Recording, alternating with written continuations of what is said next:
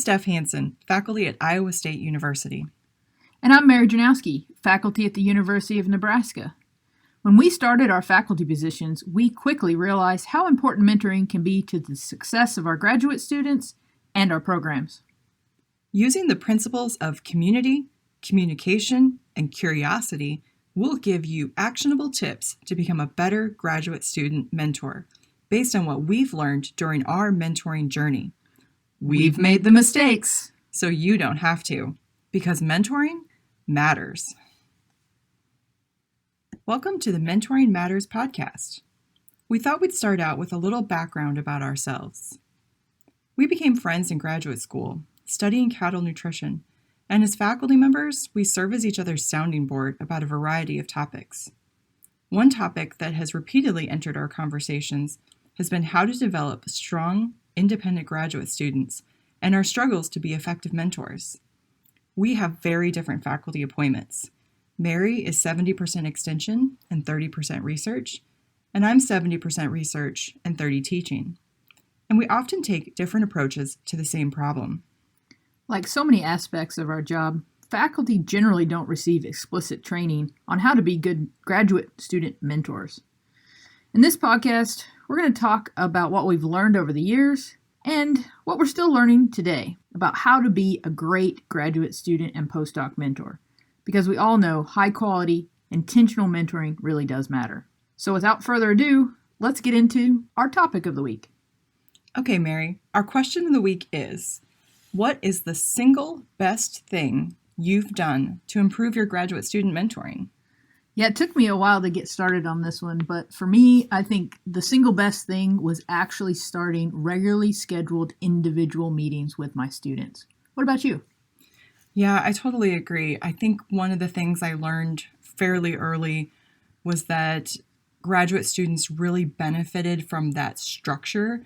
So we've talked before about how almost paralyzing the freedom of moving from an undergraduate program to a graduate program can be. These students go from being super scheduled 18 credit hours type students, and all of a sudden they feel like they have all of this time and they don't know what to do with it. Yeah, so how'd you really set it up? What I've done in my program has tried to do kind of an individual student level structure and then a group level structure. With my graduate group, so at any one time, I might have between 4 and 6 graduate students and then maybe a postdoc as a part of the group as well, because I'm a pretty heavy research appointment in contrast to yours. What I do is we meet every 2 weeks with the full graduate group. And I think that that's really important in part because we start to build that community of learners, as we like to call them, by having that group meeting. So we set that schedule different every semester, depending on the students' schedules and my schedules. And so during those meetings every 2 weeks, we'll cover a variety of very research-dependent topics, but also other things like some soft skills and things like that they really can work with. So I know you do your individual meetings a little bit differently than I do. So do you want to talk about that? Well, sure. So for me, I like to meet weekly with my students. And in contrast to you, I may have 2 to 4 students commonly. And so we meet for about an hour every week. And I do a lot of traveling in my extension appointment. So it's actually easier for me to just go ahead. We get it scheduled for the semester. And then if we have to make changes, we do. But a lot of times I find that I can, take a meeting room in a hotel or even pull off the side of the road and talk to the students either by phone or via Zoom. So it works really well just to go ahead and have a consistent time period where the students know I'm going to be available to answer their questions, to give them guidance about next steps. We check in on goals, all of those fun things that I think are really, really helpful for them to make progress consistently. Yeah, I totally agree. So when I moved to having a really kind of pretty rigidly scheduled grad group, not only did I have these group meetings every 2 weeks, but my individual meetings are every other week with a one-on-one with the graduate student, and they're about an hour. And so I think one of the things to consider when deciding how to put this kind of structure into your program is how big your group is, how much time you want to dedicate to it. And I think one of the things that we've talked about before is realizing that this time commitment looks kind of scary from the outside, right? Like I spend at least 6 individual hours with my students every other week, and you maybe do more than that with your weekly meetings. But I think we agree that they are the most productive and effective, and dare I say, efficient meetings of any meetings that we do in our faculty positions. For sure. I mean, I think one of the things is that the students know we're going to have this meeting, and the onus is really on them. And that sounds like I'm trying to put off a work, but they know that, they have that time period. So they write lists of questions that they have during the week, things that pop up. They're like, I really want to discuss that with Mary. Or we have our goal setting during that meeting. And so they're going to come in and tell me all about what they've worked on, any trouble that they're having, so we can troubleshoot together. And then it really does help them make progress. The reason why I said it was the number one thing that I've done that has had a huge impact is because, as you mentioned, that transition from undergrad to graduate school and how challenging that can be. And early on, the students are really at a loss on what's expected of me, right? It's very independent. You want them to become independent, and you want them to be self-engaged, self-learners. And this is how you can kind of guide them there, get them started. And it really does become a great time where we get to communicate about the science as well, which is fun, right? Yeah, I agree. So just even thinking about some of the meetings I've had with my graduate students here in the last couple of months, some of the ones that really just make me smile are the ones where we spent almost an entire hour just talking about some new paper, some new piece of science that they've discovered, and getting, those students have time to get into the literature that we as faculty regretfully just do not have. And it's so exciting to see them growing as scientists and digging into the literature and bringing that passion and enthusiasm to, your in-person or your video call or whatever, and really helping them, kind of guide their science and see where it needs to go. The other piece I wanted to mention about why I'm such a fan of the structure component, like we're talking about here today, is this idea of accountability. As a teacher, I have learned that accountability is my single biggest tool in my toolbox, right? And so if I can hold a student accountable for their learning through an exam or a quiz or a discussion board on Canvas, those are all tools that I can then turn around and apply to our graduate student mentoring. And I think that this idea of the individual meetings works so well because students know that that's a free time to ask any questions that have been on their mind. And we should note that we both have very open door policies. Our students can come see us at any time. We routinely drop in and talk to them. But it's a little different than these structured meetings where I know that they're going to come to me with a new statistics question or a new piece of data, a new figure for that paper that they're working on. And they know that I expect that. So it gives these kind of built-in deadlines so that we don't end up in these cases where the last semester of a student's graduate program, they're just trying to cram in all of the writing, all of the data analysis, all the last minute lab work because, they were just doing other things earlier on and they weren't thinking about starting to make those contributions towards their thesis or their dissertation. And I think the accountability piece has just been huge for us in terms of the success we see with the quality of graduate students we're producing. Yeah, I think, your comment about helping them get started early in their program with making progress is probably the number one reason why I love it. Because early on, my first few graduate students, it seemed to be a common occurrence where we got to the end and we were scrambling, right? They started realizing how much stuff they had left to get accomplished, and it became stressful on them and stressful on me.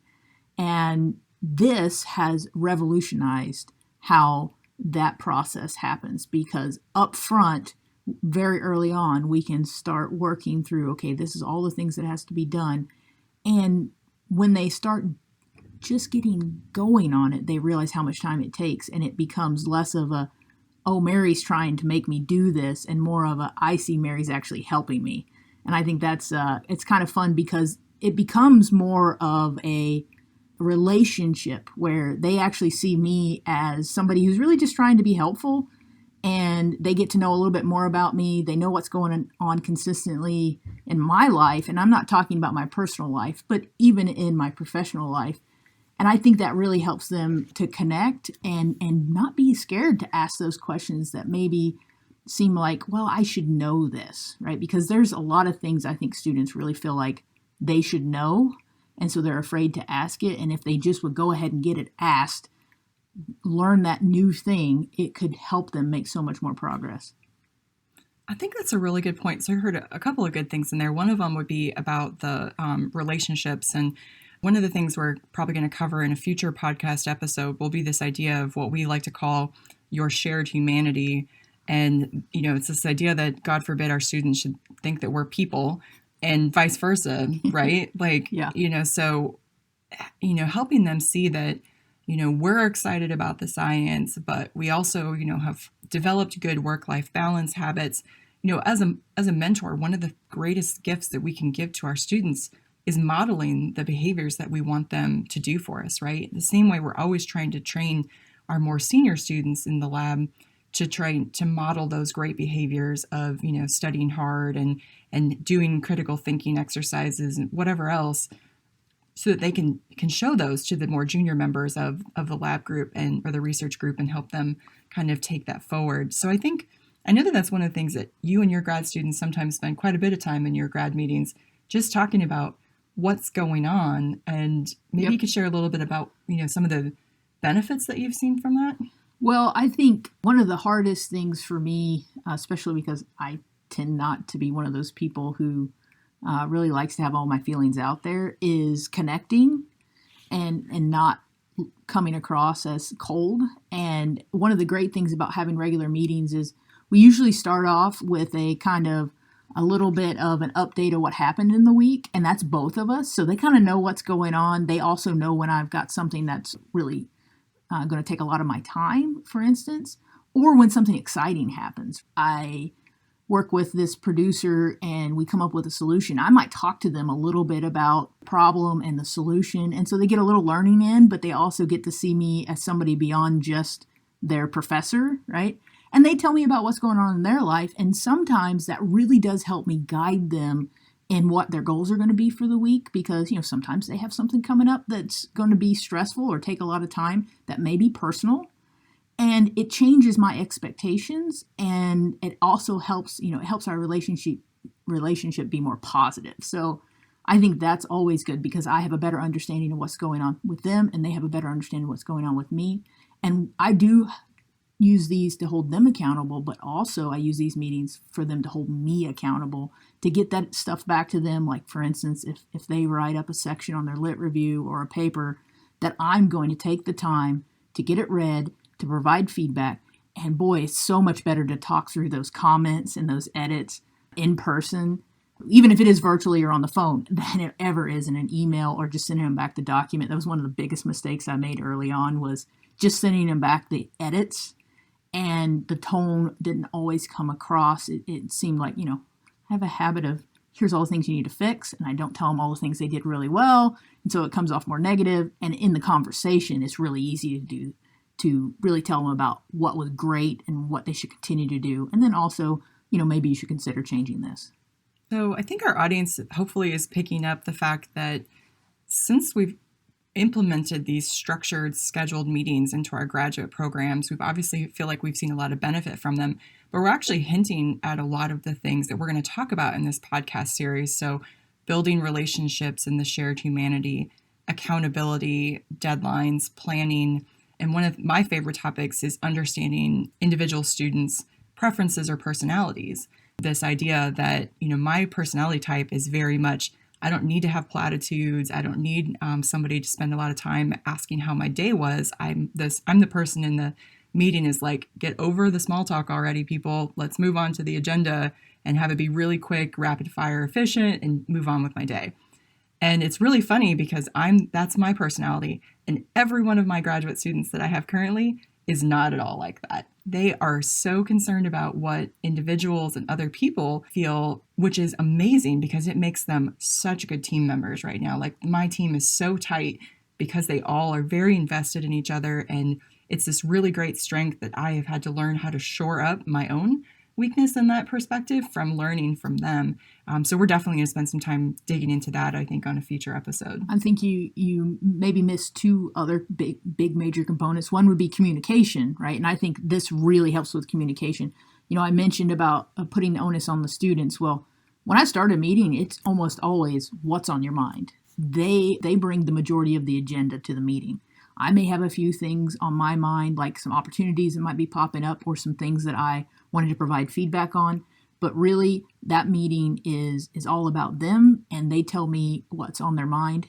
They have their questions, and the students oftentimes will bring up things that, came out in the week that they had questions about that maybe they wouldn't have asked me if they had to take the time to, walk to my office and come talk to me because they felt like it wasn't important enough to interrupt. A lot of times they're really important questions and they're really useful for their learning. And so I think that's really important. So communication and then curiosity, right?